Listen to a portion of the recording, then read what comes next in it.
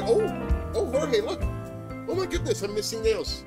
Don't step on anything. They're very expensive. And hey, hi dolls. It's me, Wilma Fingerdoo, with the Fingerdoo review of Canada's Drag Race Season 3, Episode 3.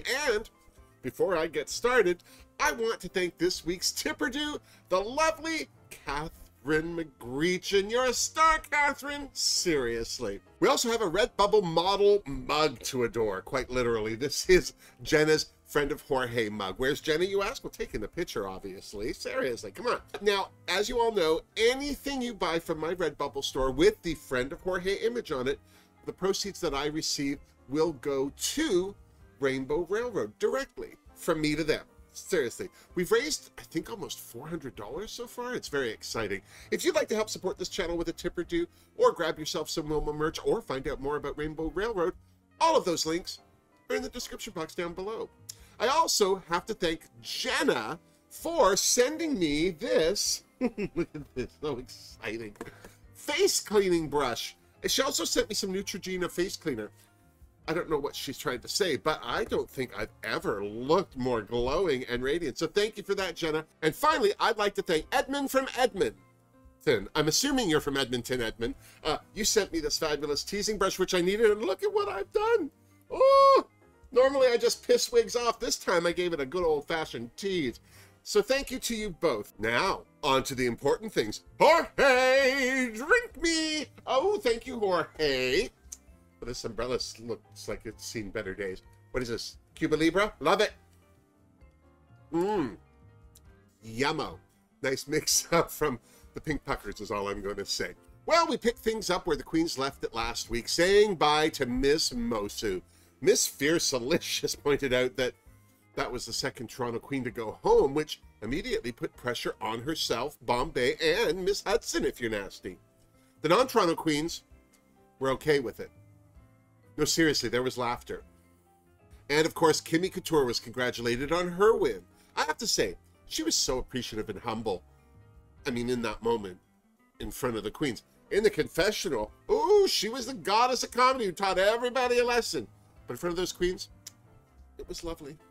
The next day, Brooklyn showed up with what I think has to be one of the most awkward mini challenges ever. The queens had to get into Daddy Goes on a Date quick drag and tickle Brooklyn's funny bone. Not that one, not that one. FYI, that one's scary, not funny. Giselle Lullaby was channeling Don Johnson. Not when he was on Miami Vice, more like now where he wishes he was still on Miami Vice. But as charming as Giselle was, who didn't love her more people, more fun sentiment? Chaos looked ready to save a horse and ride Brooklyn, and I didn't hear any complaints, especially when Chaos showed off her harness. Now, I would like to say that Newfoundland men are some of the sexiest sons of guns you'll ever meet, and with that glowing endorsement, I'd like to say that Irma Gerd did nothing to prove that. I'd also like to say she was funny as hell, pouring her Traveler into her water, telling Brooke she's not single. Irma rocked it. Finally, I would like to say that Dildo Newfoundland is a real place. I don't know how it got its name. Some say its origins are French, some say Spanish. I like to put it down to open minds and cold nights. Bombay took the daddy date to grand levels. Grand. And at that level, the travelers are warm.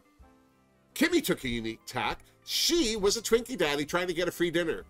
Needless to say, once Brooke found out she was paying, the date was over. Boom Boom's petit papa en cure got put on the spot when Brooklyn asked her to tell her a joke. I'm just going to say, there was a language barrier. Boom Boom seemed to lose the ability to talk in any language. Period. Bless. I don't know. Jada made me laugh. With that sweater around her shoulders and her constant partaking of the breadbasket, I thought it was a hoot.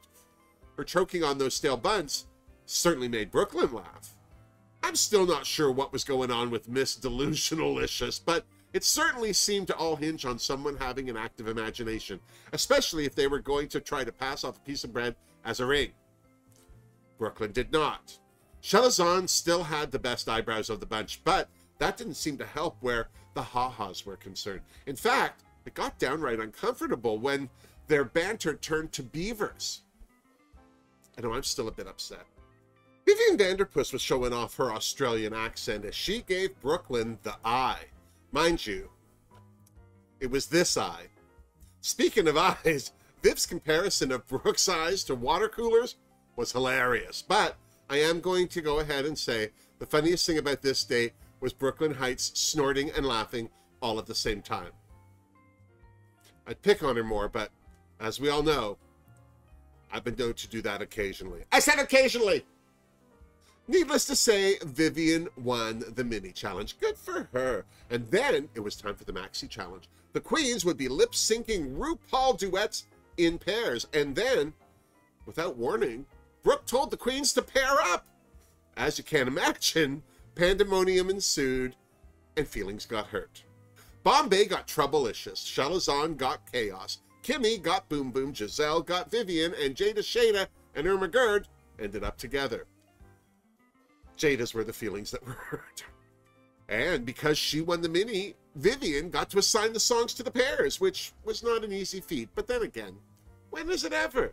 Team Bombitious wanted the song Jada Shada Hudson wanted, Peanut Butter. Team Shaleas and Team Kimmy Boom both wanted Adrenaline, the song, not the hormone. Vivian took 3 hands up for herself and Giselle, and then because no one would take one for the team, and by that I mean lip sync to the only ballad in the bunch, Let the Music Play, she assigned I Feel Like Dancing to Team Kimmy Boom. Team Shaleas got Adrenaline. Team Jada Irma Shada got Peanut Butter, which left Team Bombitious with Let the Music Play. The ballads. They were thrilled. Team Bombitious said they were upset not to get a dance number, but I think that was just a polite way of saying they hate Let the Music Play. Kids. They immediately took it personally and freaked off to another part of the workroom. And yes, this was the theme for the rest of the day. Such fun! I have to say, I just loved Kimmy's "Get Into It" reaction to Team Bombitious. Wasn't she the one complaining about doing a comedy challenge last week? No? That was Bitterlicious too? Oh, never mind. Irma was worried about her partner's song choice. Peanut Butter is all about twerking, and as she put it, peanut butter doesn't mix with mayonnaise. Ugh. Could you imagine? While Team Shaleas rehearsed, Chaos was able to talk to Shalazan about her issues with her own indigenousness. Is that a word? It was a good conversation for Chaos to have, and I hope it's not her last, seriously. Bitterlicious spent the better part of the afternoon hating Vivian Vanderpuss. Poor Bombay. Well, at least she tried to get her to pull it together, but Miss Whiney-licious never did. I know I'm shocked. You? And then the girls got a lip-sync lesson from Miss Multi-International title holder Brooklyn Heights herself, and she wasn't alone. She'd brought lip-sync assassin and former flame Miss Vanessa Vanjie Mateo to pepper everybody's ice. Lucky. In their teams, the queens got some personalized tips and suggestions to give the best performance possible.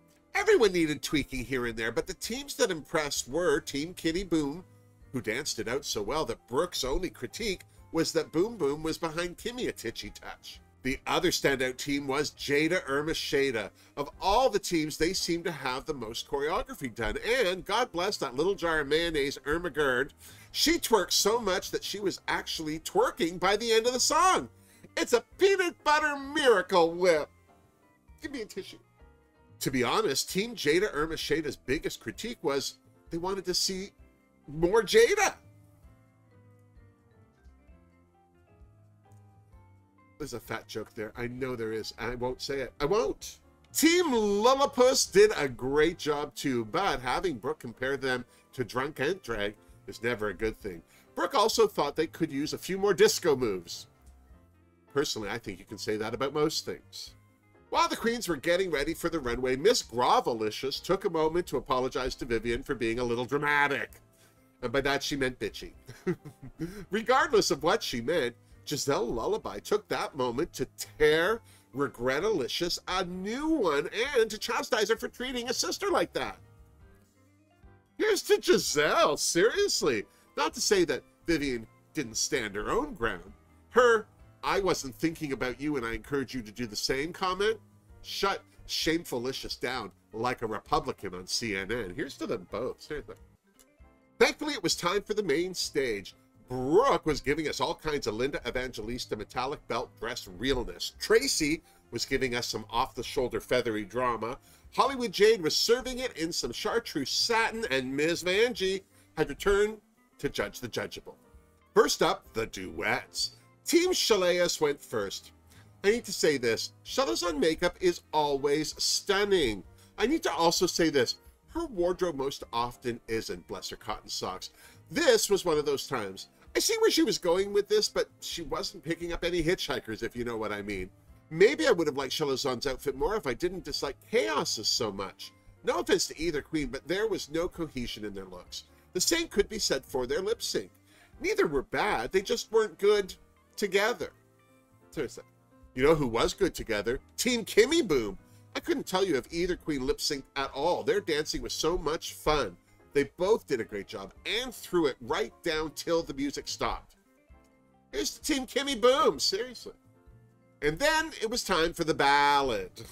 You know, if you take the L's out of ballad, you have whatever it is that Bombay and Fake It Till She Makes It Licious did.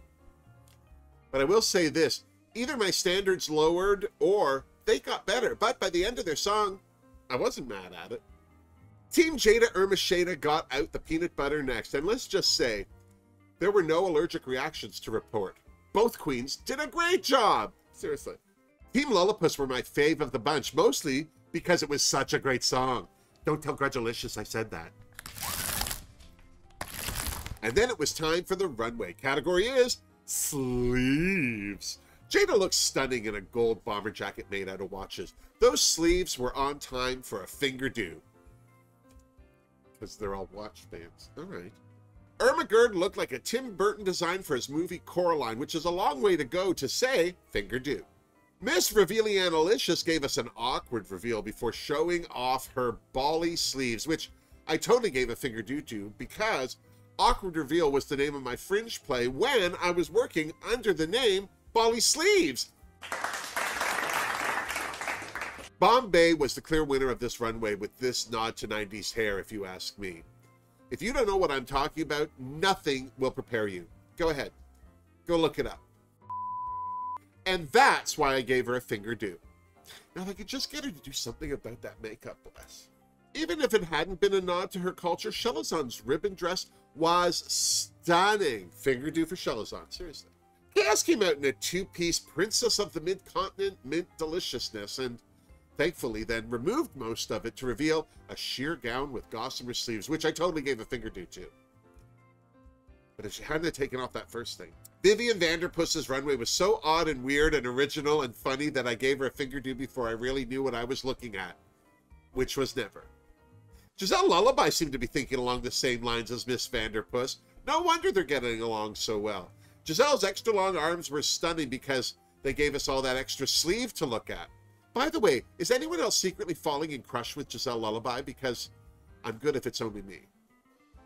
Kimmy Couture's runway would have been a little more impressive if she'd gone off the top like Jada Shada. It's not that she wasn't stunning, but the dark color of her outfit and the over-the-top looks that came before made this a bit of a letdown. Not that I didn't give her a Fingerdoo, because she scares me. Lady Boom Boom was last, and her never-ending sleeve sweater was gorgeous. Awkward as the sleeves were. Fingerdoo and a little help from Ms. Boom Boom. Then, Brooklyn announced that the top 4 queens were Jada Shada Hudson, Ermagerd, Kimmy Couture, and Lady Boom Boom. But the winner was Miss Jada Shada Hudson. Here's to Jada Shada. Good thing her partner Irma got a pass too. Here's to them both, seriously. Back in the Untucked Lounge, it was obvious that Humbleicious and Bombay were in the bottom. As the queens congratulated Jada Shada Hudson on her win, Shalazon had an emotional moment over the judges' opinion of her outfit's nod to her culture. That wasn't what the judges said. They didn't like her nude illusion fabric being distracting. Either way, it was a hard thing for Shalazon to hear, bless. Back on the main stage, Brooklyn announced that it was Miss in the Bottomlicious and, gasp, Shalazon LaRue. So, it was the battle of the TikTok stars. The song, Cretia Turner's Don't Call Me Baby. I thought these queens were pretty evenly matched off the top. Neither of them whipped out the big moves, but I have to say, there was a hypnotic quality to Clownalicious. She seemed to emote true anguish and emotion. Not that Shelazon didn't do a great job. She just got outshone by the clown. So, when the music died, I wasn't surprised that it was Miss Winalicious who shantaed, but that didn't mean I wasn't sad to see Shelazon LaRue sashay away. God bless her. So, there are now 9 queens left. Did the right queen go home? Were the right queens in the bottom? Let me know what you think down in the comments below. And while you're down there, don't forget to give this video a thumbs up if you liked it. Subscribe to my channel if you haven't. And check out the links in my description box for ways that you can help support this channel. Until next time, miss me! Mwah, seriously. No offense to a lot of the queens on Canada's Drag Race. I mean, far be it for me to judge wardrobe and makeup, because I am a long and winding, hard bit of road myself. But there are just some really rough looks. I can't believe Bombay doesn't have a better makeup base. And even Chaos, that's a very aggressive style that she has.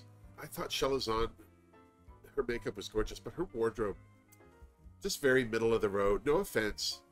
It was going to boil down to her lip syncing against somebody who just outshone her. And, that's the thing with Fierce Alicious. I don't know if she outshone her, but her outfit made more of a poignant performance. And interesting. Of course, every time I see somebody in a clown outfit, I think of everybody who's afraid of clowns and what agony they're going through watching drag queens, which is a lot, because I mean, the agony we all go through watching drag queens. There should be a support group. Just saying.